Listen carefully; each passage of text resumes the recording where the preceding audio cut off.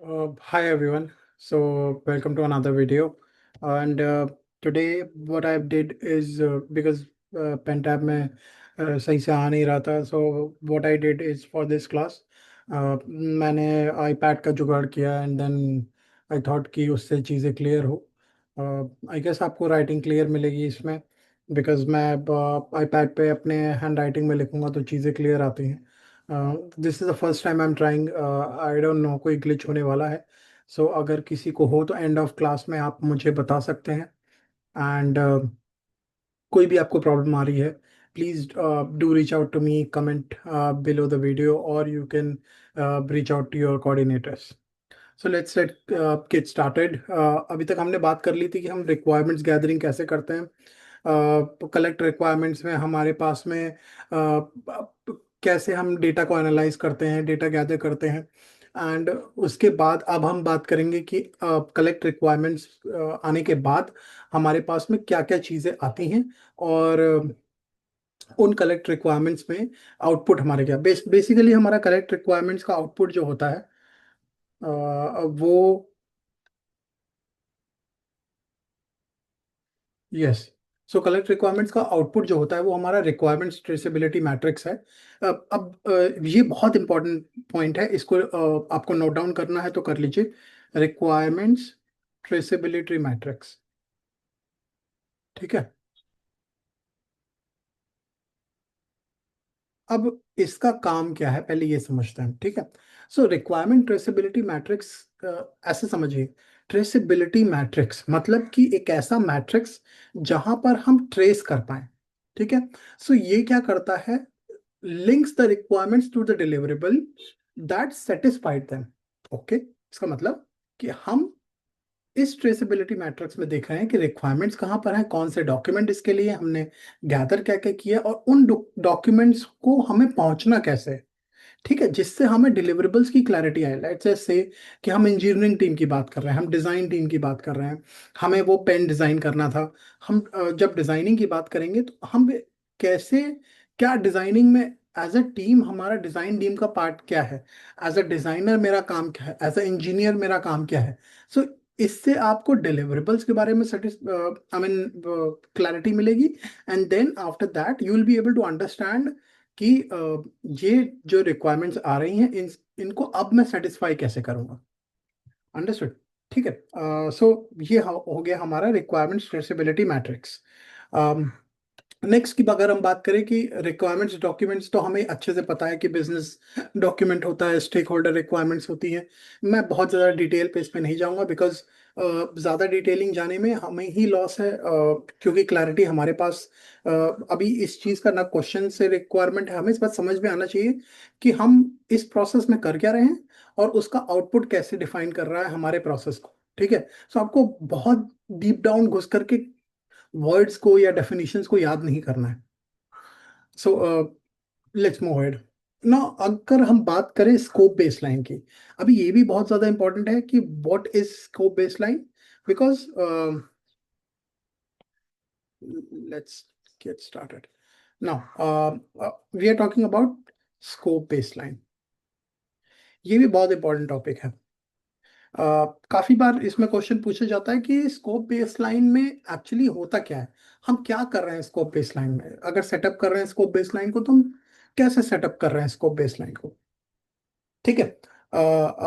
Now I mean before moving ahead मैं आपको एक चीज बताना चाहता हूँ कि हमने प्रिलिमिनरी टास्क को कर लिया है. ठीक है.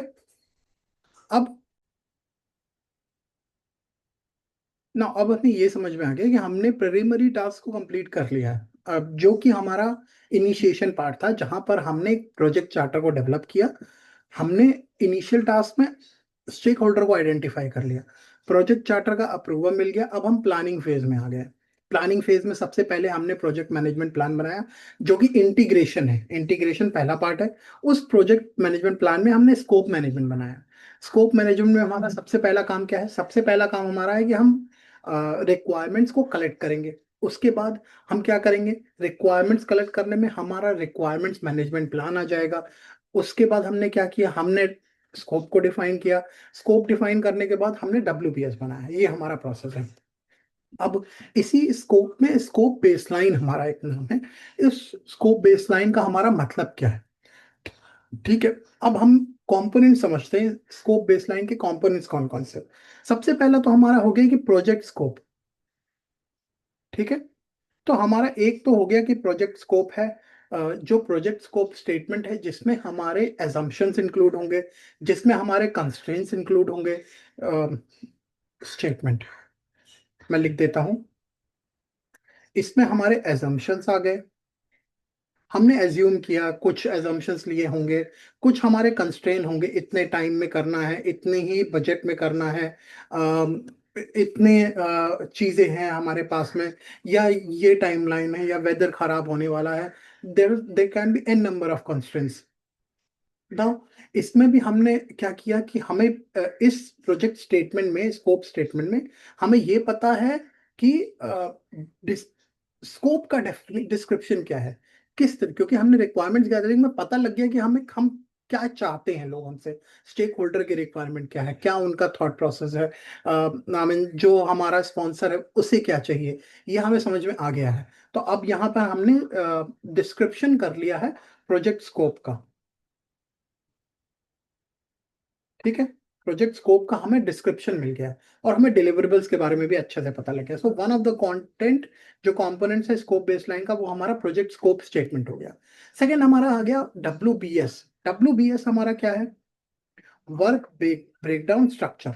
वर्क ब्रेकडाउन स्ट्रक्चर में हमने क्या किया कि हमारी प्रोजेक्ट टीम में हर एक मेंबर को क्या क्या काम करना है, तो हमने ब्रेक डाउन कर दिया।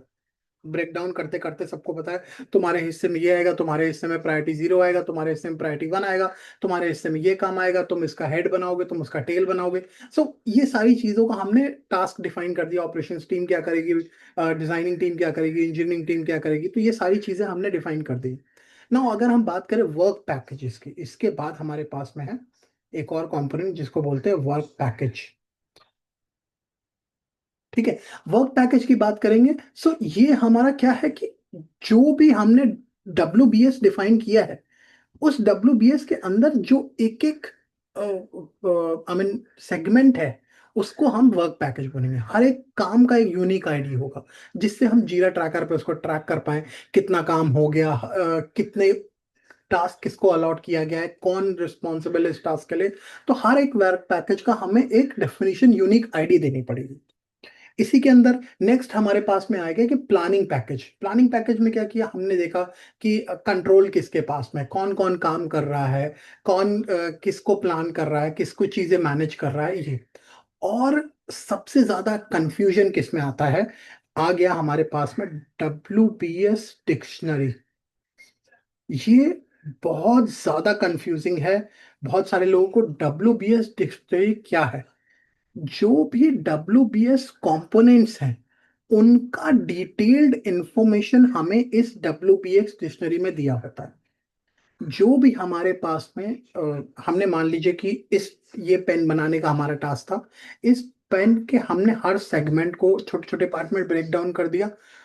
उस हर सेगमेंट का डिटेल्ड डिस्क्रिप्शन जो है, क्या कंपोनेंट है, वो डिक्शनरी के अंदर हुआ, जैसा डिक्शनरी में होता है। हर एक वर्ड का डेफिनेशन होता है, उसका डिटेल कहाँ से ओरिजिन हुआ, ये सब चीजें दी, उसका प्रोनाउंसिएशन कैसे होगा।